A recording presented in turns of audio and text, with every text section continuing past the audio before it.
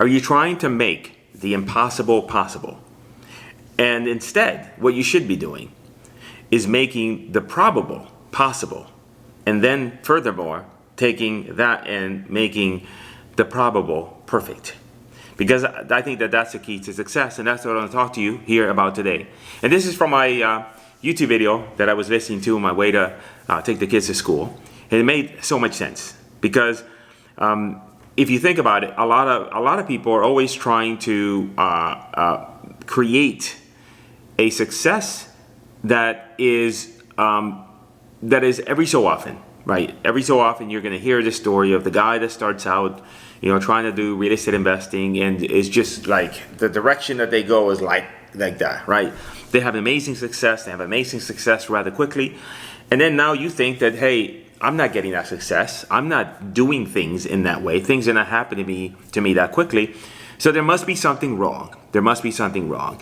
And the fact is that for the most part, most people go through a process of the dip, or as they call it. They go through a process of spending a bunch of money, not getting anywhere, being frustrated, thinking that, hey, this thing isn't going to work.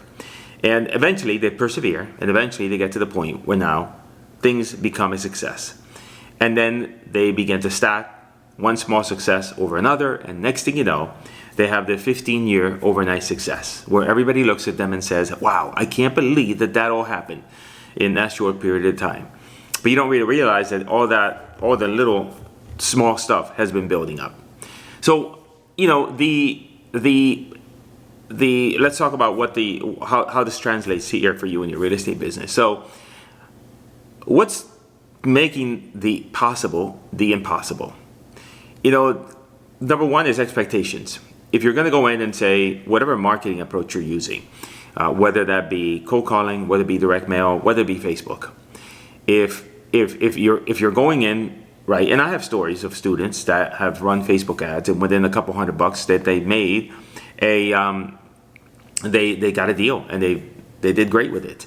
And I have some of those on my YouTube channel. Sometimes I hesitated on publishing those because they paint sometimes a picture of possibility that people hang on to. And I publish those videos really when I do YouTube interviews for the students that are having great success with us. And it's not all of them. I mean, I'd be doing YouTube videos all week long, every day, if I was to do one with every single student. And however, I just do those because I want to show people that, hey, it's possible. If I can do it, that's one thing. Because maybe I'm really smart. Maybe, if you think about it, if I can do, it's very easy for me to make Facebook work. Why? I've been doing digital marketing since 2008. I remember when I first created my course, I was, I think, the first person to take their course and put it in a membership site. Back then, people were selling courses with and putting them in manuals and CDs and DVDs.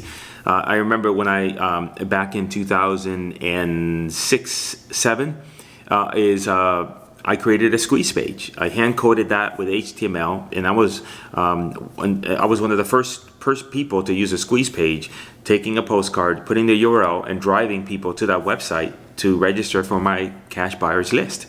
Nobody was doing that. Now you can't do that because a squeeze page is very common. But back then, nobody was doing that approach. And I've spent hundreds of thousands of dollars in terms of ads and spending on Facebook and on Google pay-per-click and all that other stuff. And so for me, it's easy for me to put up those campaigns. However, you can't judge it looking at my results. It's better for you to judge it based on other people's results, right? Because if I can take somebody that's brand new, that's never done it before, and I can get them up and running, then that's a better sign. So going back to the making possible the impossible, trying to do that would be trying to put yourself in a position where you say, well, gee, I want to get the same results. I want to start running ads, and I want to run a couple $100 worth of traffic, and then I'm going to have a deal, and this will be great, and this will be amazing. So that is unrealistic. The same way that you would say, hey, I'm going to mail 100 or 200, 300 postcards, and I'm going to get a deal. That's unrealistic. I'm going to make cold calls for a couple hours total, and to the tax delinquent list and I'm going to get me a deal. That's trying to make the impossible possible, because it's not probable. A mentor of mine always says, you know, there's a thin line between possibility and probability. Probability, it's possible that you can go out to the corner grocery store and play the lotto and win. It's definitely possible, but is it probable? It's not probable. So now, how do you make? So what's the next layer to that? Next layer to that is, can you instead make what's probable possible? What's probable is that if you spend enough money on Facebook ads, if you spend enough money in direct mail, if you spend enough hours calling people on the phone, then it's possible that you can get a deal, right? So you're working on the probability, not the impossibility.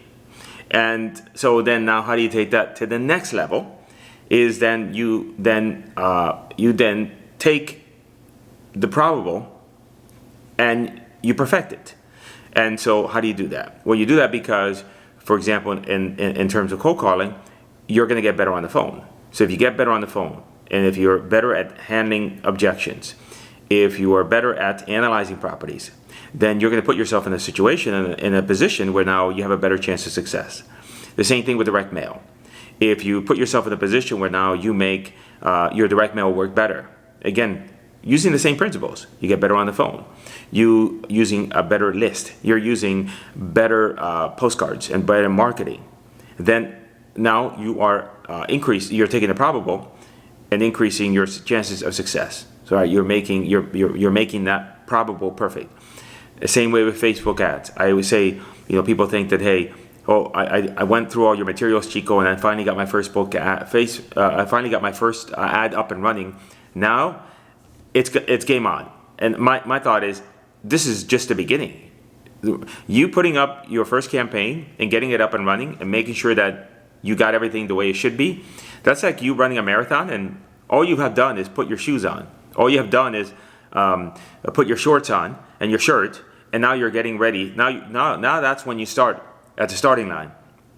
From there, now you have to practice. You have to learn how to use a platform. You have to run ads and campaigns. You're going to have some that work and some that don't, and you're going to learn from that. And so then now you're honing your craft. And again, the same things applies. If you think about it, what I just discussed, there is a common theme across all of those, right? Which is, you know, the core skills that you need as a real estate investors. Let's taking the marketing aside, taking the marketing away, is you need the ability to talk to sellers is so important, and handling objections that come up. And number two is properly analyzing deals, knowing what to offer, what not to offer, so that now you can make the right offers, make the right decisions on the deals that are coming your way. And so really this is a short message for you today, that think through in terms of what are you doing? Are you trying to make the impossible possible, or are you looking to instead make the probable possible and then make the probable perfect through practice and through getting better? And that is going to be your chance of success in this business and your ability to finally get this business off the ground for you and have the success you want. And so again, appreciate you. Make sure that you hit the notification bell, make a comment right here. There's a couple videos that are going to show up, and take a peek at those because they're good. All my videos are good. What are you talking about? Make a comment. Let me know if you like this video.